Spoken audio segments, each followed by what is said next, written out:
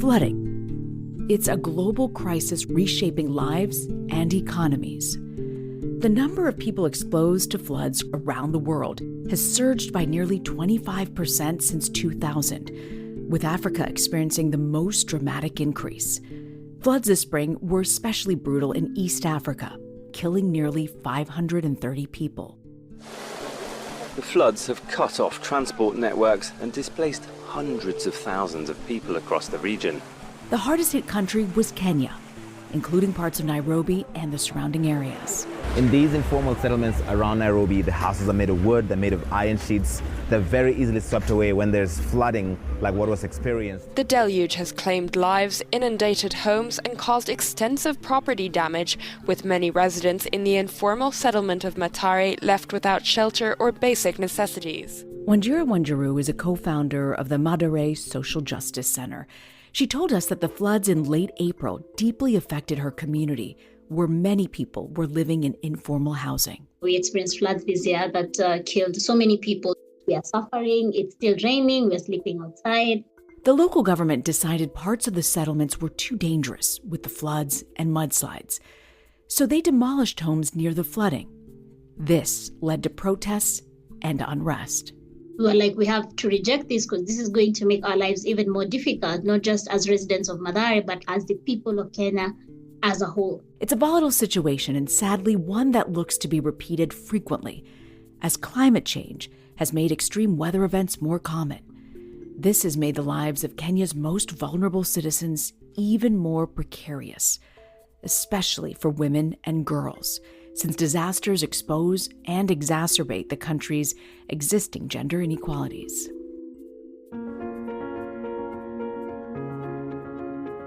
I'm Reena Ninan, and on this episode of The Hidden Economics of Remarkable Women, we're focusing on the relationships between climate and gender equality.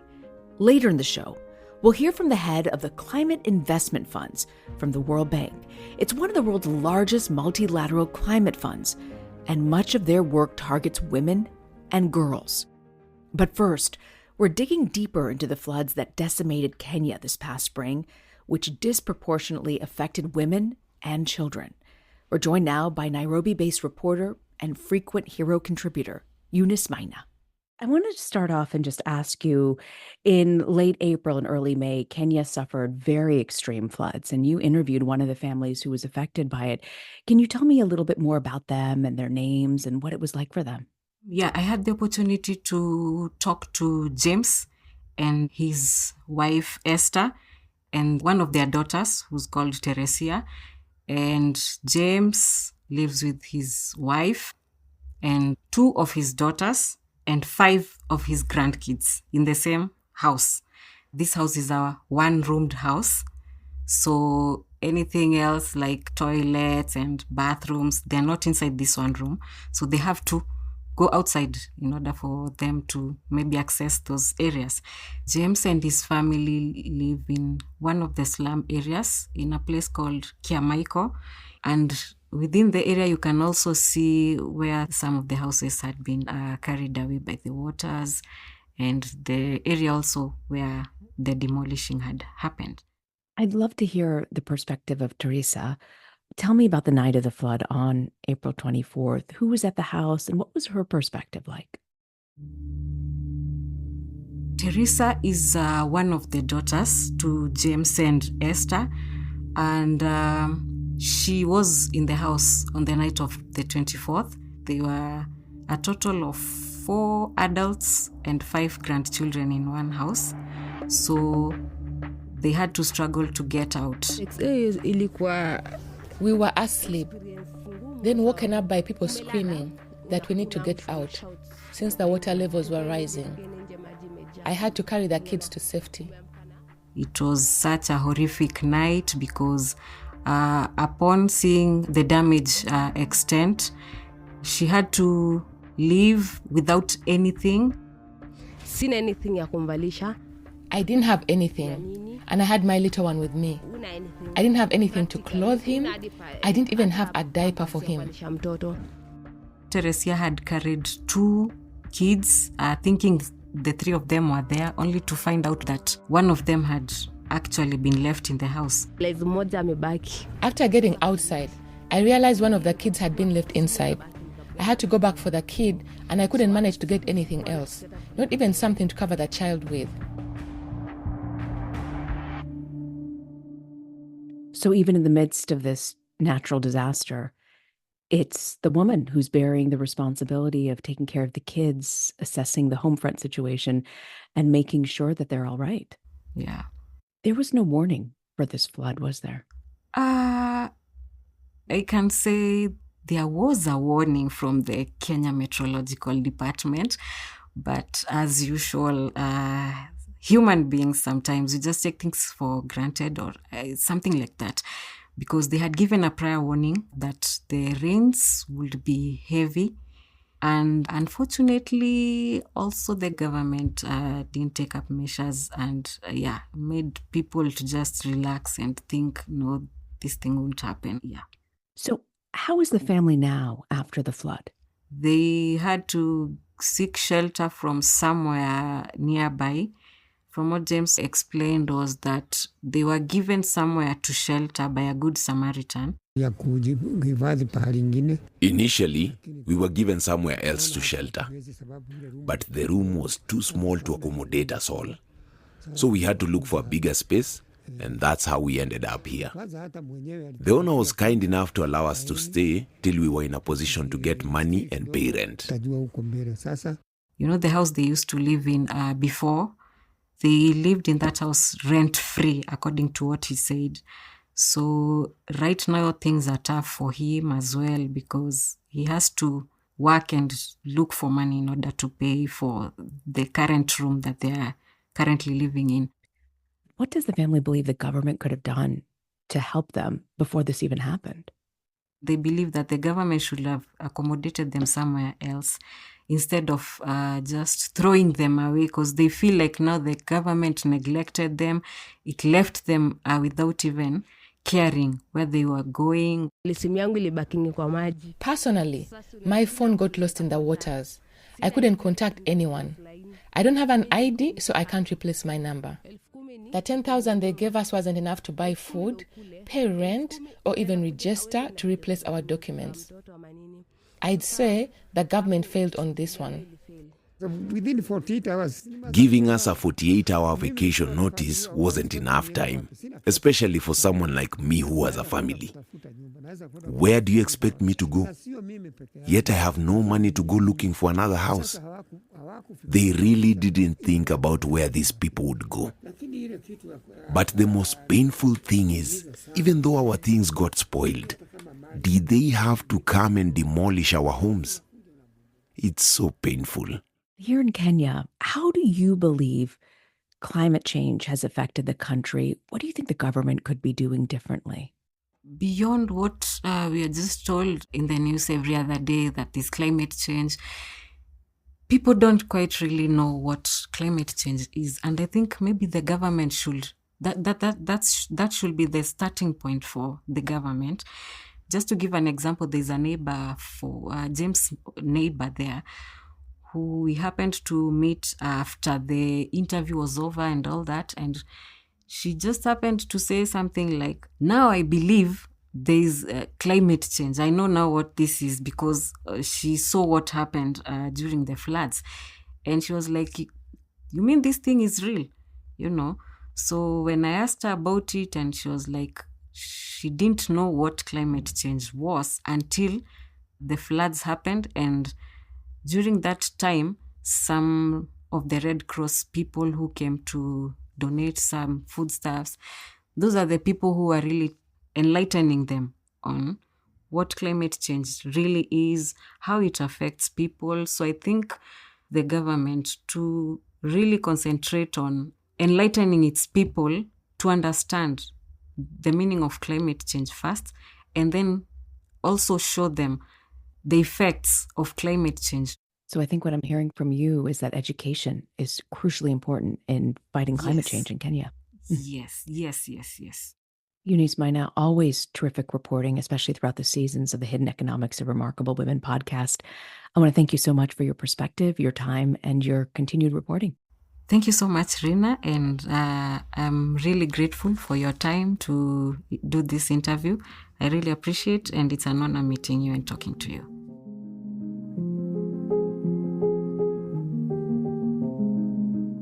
There's so much to unpack here. These floods didn't have to be devastating.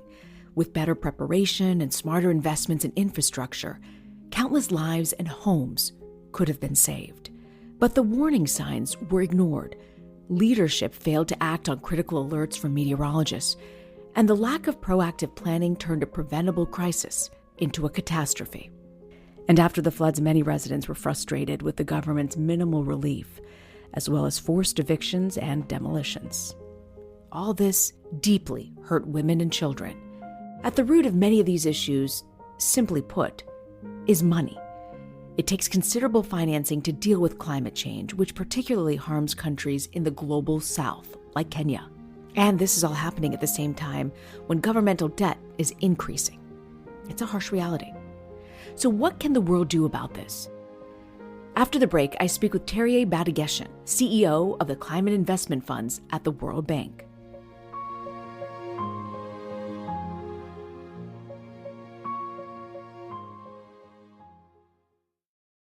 Welcome back to the Hidden Economics of Remarkable Women, a production of Foreign Policy. I'm Reena Ninan. Before the break, we heard about the devastating floods in Kenya earlier this year, which had a unique burden on women and children.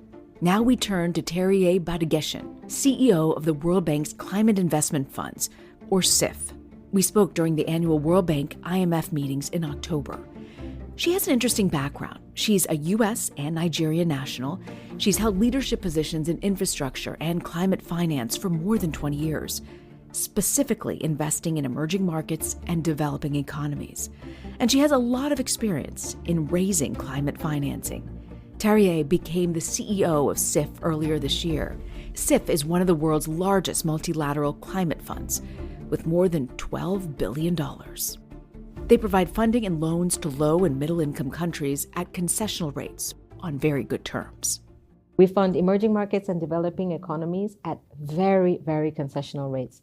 You would hear in conversations in Washington, D.C., that this week, that we need to increase the amount of funding to climate and development, but we also need to improve the quality. And by quality of funding, it means concessional loans that are long-term, lowly priced, which is what we offer. And we're offering these to both middle-income countries, low-income, and developing, so that they can actually have a lower cost of capital as they deal with their transition. Our show, this podcast, talks about really the seismic changes that can happen when women are invested in, particularly when they're accounted for in large-scale projects. When you look at gender, how specifically does the role of women play into your plans when you're looking at climate investment funds? Sure. The gender and climate nexus has been under study now for a few years. And, you can think about gender and climate from two lenses. One is, and if we focus on women, is women as beneficiaries or women as leaders. And I think you do need to address the climate and gender nexus from both perspectives. How are our investments targeting women's specific needs around their livelihoods, the outcomes that are required for their health, their actual sort of use of energy? But also the role of women in climate leadership is also going to be very central to how we deliver on climate outcomes. I would like to speak about the two areas that we work on. CIF has mainstreamed gender as part of our results and monitoring, as also our outcomes. We aim to mainstream gender through all of our work, working closely with our MDBs. And a lot of our programming is dedicated to including women in the planning and really considering gender outcomes in what we're targeting. And so, for example, with our pilot program for climate resilience, we've been able to affect about 28 million women with our programming. We've also focused our Scaling Renewable Energy program on training women on solar panel installation and engineering. And of course, so much of our programming results in, we have a direct grants mechanism program that involves a lot of female outcomes in respect of local communities and indigenous people. But at the same time, I really want to put a spotlight on female leadership because... Why is that so important? And it's important because the data always shows how when you have an increasing representation of women in leadership, you have better outcomes among multiple dimensions. So in the private sector, you had better profitability when you had women on boards. In climate, 1% increase in women leadership is shown to reduce carbon emissions by 0.5%, right? So that's an outsized ratio. You also are seeing that with more women on boards, so, when you have greater gender representation on boards, you have 2 times increase in decarbonization strategy. And with more women in leadership on climate, you have better governance, you have better just transition planning. So you have to have dedicated vehicles and funding and support mechanisms for women in leadership to have seats at the table and to be involved. And yet we aren't seeing the type of increase in female leadership participation in climate as the data shows is important to achieve. So for example, just I think last year's COP had only 34% of the delegates being women. There have been lots of questions about how many women are sort of at leaders summits and the like. And so we've identified this as an issue. I mean, we take pride at the SIF. Fortunately, I think we're 55% women, and I'll highlight it's 50% at the top. So if you take the senior echelons, we're 50% women. Agriculture, another sector I'd love to talk to you about, contributes significantly to climate change.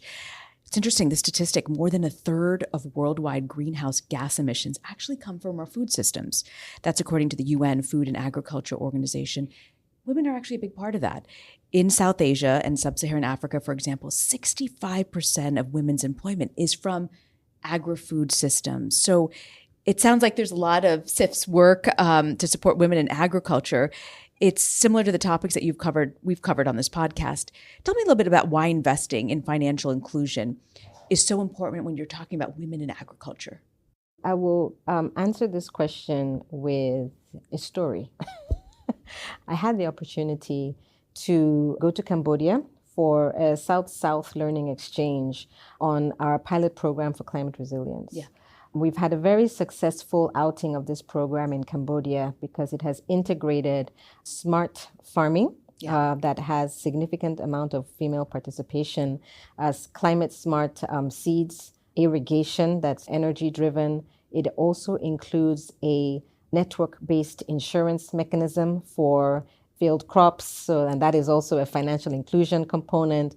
It also involves basically a natural infrastructure dike protection system for flooding that might actually impact the farms. So this is integrated resilience that is affecting farming, women, food, health, and also disaster recovery. When I attended this South-South exchange and I had conversations with many of the women that had been beneficiaries, what I found most exciting about their feedback was when we asked about what is the impact of this program, they would say things like, our community became better off financially. I saw my neighbors being able to afford for their children to go to school. I could afford more for my children. They talked about health. They would say the water, we're farming better.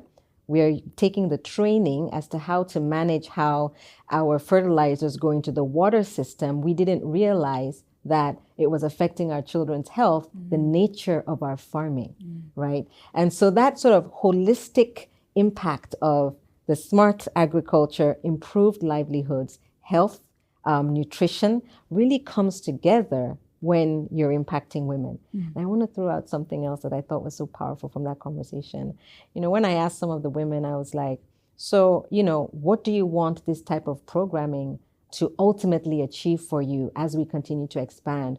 Where do you see this taking you and what do you want from it? And what they said was prosperity. Prosperity. That was what they value the most. Prosperity. Yeah. What a great way to end, Tariye. Thank you so much for your time. Thank you. Thank you so much.